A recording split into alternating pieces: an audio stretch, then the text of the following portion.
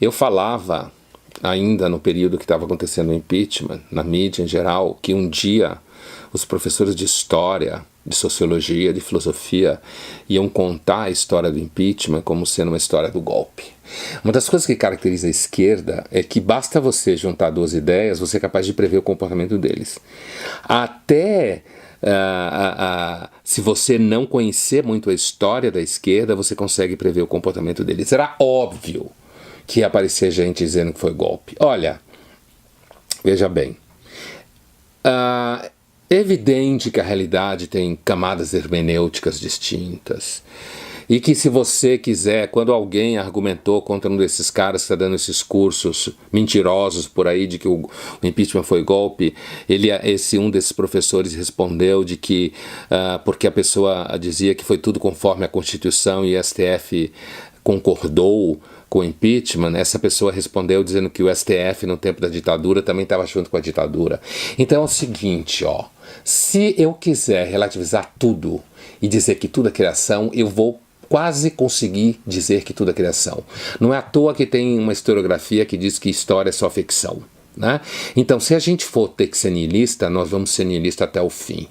O que acontece é que os esquerdinhas, esquerdopatas em geral, eles são esquerdinhas eles são niilistas só até a página 3, até eles virem com essa pose de que eles são legais, e eles querem o bem de todo mundo, e eles são super preocupados com todo mundo. É o tipo de gente que ama a humanidade e detesta seu semelhante.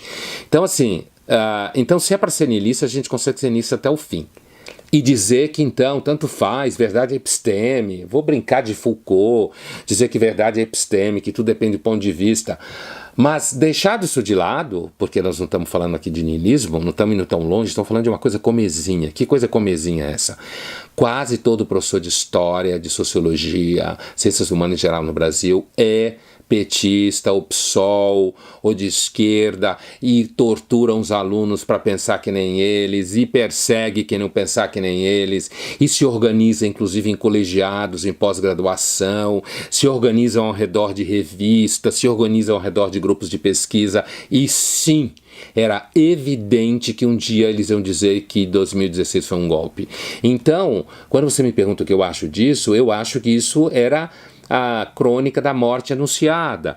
Por quê? Porque a maior parte dos professores de ciências humanas do Brasil são intelectuais orgânicos, que trabalham para os partidos de esquerda e formam a cabeça dos mais jovens. E se eles vão pensar igual a eles sofrem porque não pensam, perdem a amizade, pode inclusive bombar, vai ter dificuldade na pós-graduação, vai ter dificuldade de passar em concurso em universidade, principalmente universidade pública. Então essa moçadinha aí que dá aula de golpe de 2016, essa moçadinha que se diz preocupada com todo mundo, com o povo, que nem aguenta chegar perto de um povo real, que acha que o povo real é idiota porque não concorda com eles, essa moçadinha aí que posa de santo, de ético, se você é um dos lugares onde existe menos transparência, um dos lugares onde existe mais corporativismo e política bem baixaria.